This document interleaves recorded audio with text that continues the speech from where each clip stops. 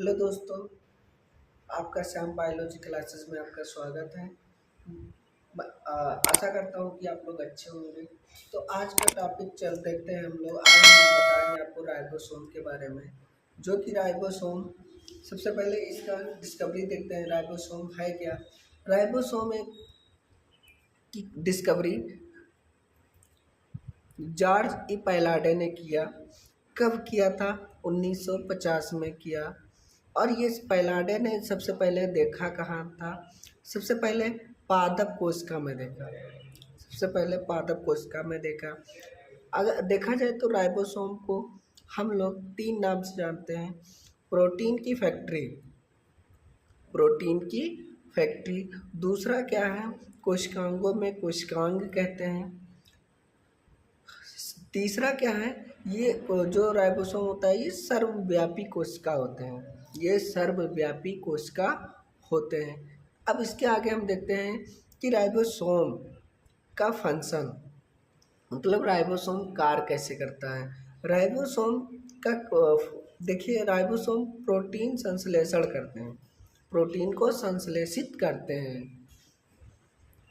दूसरा क्या है? ये सबसे छोटे कोशिकांग हैं। अगर देखा जाए राइबोसोम, तो राइबोसोम सबसे छोटे कोशिकांग हैं। अब इसे एक नोट करके लिख लीजिए बात, कि जंत कोशिका जो है, केंद्रक सबसे बड़ी कोशिकांग है। जो केंद्रक है, केंद्रक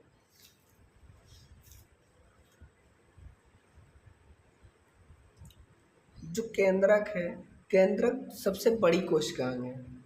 और यही देखा जाए पादप कोशिका में रितिका सबसे बड़ा कोशिकांग है। एक जो रितिका है ये सबसे बड़ा कोशिकांग है। आगे देखते हैं हम लोग, आगे देखते हैं राइबोसोम के प्रकार, टाइप्स ऑफ राइबोसोम। राइबोसोम के प्रकार क्या है? ये दो प्रकार के होते हैं। एक होता है प्रोकैरियोटिक और एक होता है यूकैरियोटिक। प्रोकैरियोटिक में देखा जाए, प्रोकैरियोटिक कोशिका में पाए जाते हैं। अब क्या पाया जाता है? और यूकैरियोटिक कोशिकाएं में पाई जाती है। ये जो अभी हम समझा रहे हैं, ये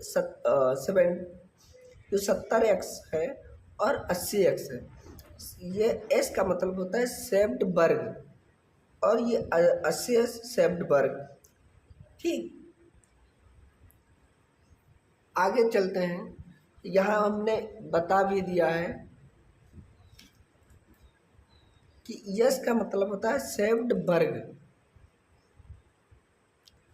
देखिए, अब आगे हम बताते हैं। जो 70S होता है, इसको हम लोग इसको भाग बांटते हैं। तो जो 50S और 30S जोड़कर हम लोग बनाते हैं 80X। लेकिन 80X बनते हैं तो ये जो 10, अब पूछा जाता है 50 और 30 80 होते हैं, लेकिन आपने 70 क्यों लिखा? तो हम बताते हैं जो इसमें दो 10 घट जाता है। क्यों? क्योंकि ये 10 बनने में खर्च हो जाता है। या हमने यहाँ पे लिख भी दिया है 10 बनने में खर्च हो जाती है। इसी प्रकार 80S है, 80 शेप्ड वर्ग है। उसी प्रकार है, इसमें 20S बनने में खर्च हो जाती है। अब देखते हैं हम लोग इंडोप्लाज्मिक रेटिकुलम। इसको हम लोग हिंदी में कहते हैं अंतःद्रव्य जालिका। अंतःद्रव्य जालिका, इसकी खोज डिस्कवरी कब हुई? पोर्टर ने किया। आगे देखते हैं हम लोग, और इसका नाम से जानते हैं हम लोग, नैम कोशिका का अंतःकंकाल कहते हैं। कोशिका का अंतःकंकाल कहते हैं, जो कि हम लोग इंडोस्केलेटन ऑफ सेल भी कहा जाता है। अब देखते हैं हम लोग अंतःद्रव्य जालिका क्या है। अंतःद्रव्य जालिका ये दो प्रकार के होते हैं। कौन कौन होते हैं? एक खुरदुरी होती है और एक कोमल या चिकनी होती है, जिनको हम लोग इंग्लिश में कहते हैं रफ, जो कि ये खुरदुरी अंतःद्रव्य जालिका होती है। दूसरा होता है स्मूथ, मतलब कोमल चिकना भी होता है। ये कोमल अंतः द्रव जालिका होता है। इसमें कोमल मुलायम भी होता है। ये खुरदुरी एक द्रव की तरह होता है। और इसमें देखते हैं ER अंतः द्रव जालिका, ये दो प्रकार के होते हैं। अब देखा जाता है रफ और स्मूथ, दोनों में हम अंतर देखते हैं, डिफरेंट देखते हैं। ये क्या होता है, ये केंद्रक के समीप पाई जाती है। जो रफ ER होता है ये केंद्रक के समीप पाई जाती है। और दूसरा क्या है, राइबोसोम में पाए जाते हैं। अब देखते हैं, अगर देखा जाए रफ ER का फंक्शन देखा जाए, कार्य देखा जाए, तो प्रोटीन संश्लेषण करता है, जो इंग्लिश में कहते हैं प्रोटीन सिंथेसिस। अब इसी प्रकार देखते हैं स्मूथ ER का, कि ये कोशिका झिल्ली के समीप होती हैं। ये क्या होते हैं, ये जो रफ में था ये केंद्रक के समीप था, ये कोशिका झिल्ली के समीप होती है। तीसरा क्या है, राइबोसोम नहीं होती है। स्मूथ ER में क्या होता है, राइबोसोम नहीं होती है। और ये वर्क लिपिड का संश्लेषण करता है, लिपिड का संश्लेषण करता है। अब इसी बात हम लवक के बारे में बात करेंगे। लवक क्या है,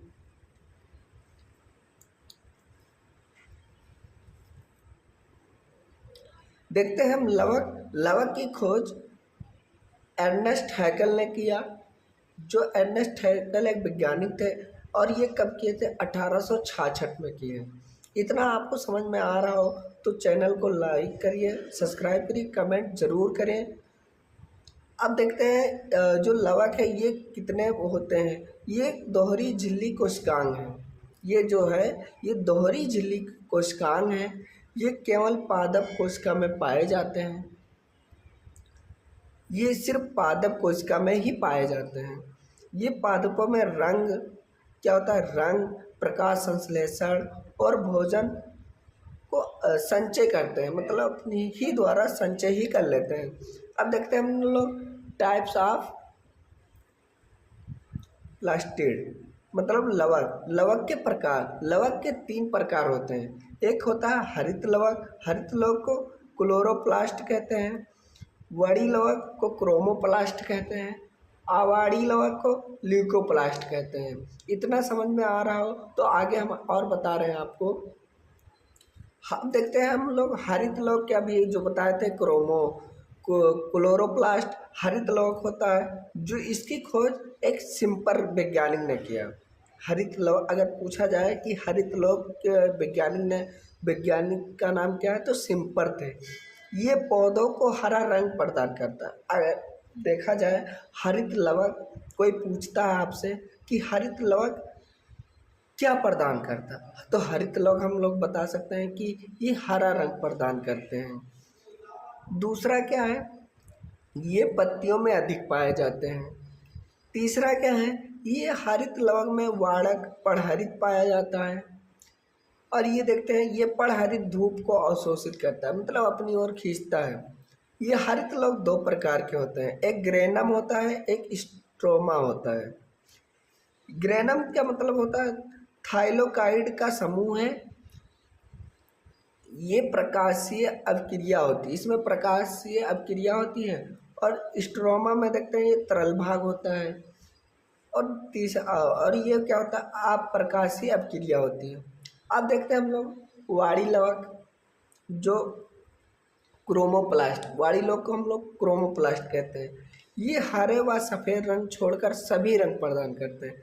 हम लोग अभी देखते हैं कौन से रंग, हरे और सफ़ेद रंग, ये 2 रंग को छोड़कर और सभी रंग क्या करते हैं, प्रदान करते हैं। हालांकि देखते हैं ये फल और फूलों में पाए जाते हैं। अगर देखा जाए तो कोई पूछे आपसे कि कहाँ पाया जाता है, तो फल और फूलों में ही पाए जाते हैं। आगे देखते हैं ये वाड़क पिगमेंट, ये 3 प्रकार के होते हैं। एक जेंथोफिल होता है, जेंथोफिल में हम लोग कहते हैं पीला रंग होता है। कीरेटिनाइड, ये इसमें होता है नारंगी रंग का होता है। एथोसाइनिन, ये लाल रंग का होता है। हालांकि आपको वीडियो समझ में आ रहा होगा।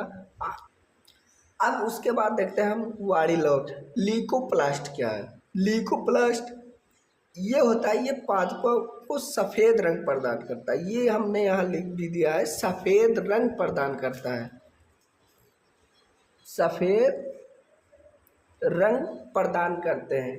तीसरा क्या है, ये स्टार्च, तेल, प्रोटीन को संचय करता है। ये किसको, स्टार्च, तेल और प्रोटीन को संचय करता है अपनी ओर। इनमें कोई वाहक नहीं होता, इसमें अगर देखा जाए तो कोई वाहक नहीं होता। अब हम देखते हैं ल्यूकोप्लास्ट। ल्यूकोप्लास्ट क्या है, ल्यूकोप्लास्ट ये 3 प्रकार के होते हैं, जो कि अभी देखते हैं एमाइलोफ्लास्ट और इलायोप्लास्ट और प्रोटीनोप्लास्ट, ये 3 प्रकार के होते हैं। अगर हमारा वीडियो समझ में आ रहा हो तो लाइक, कमेंट और सब्सक्राइब जरूर करें। धन्यवाद।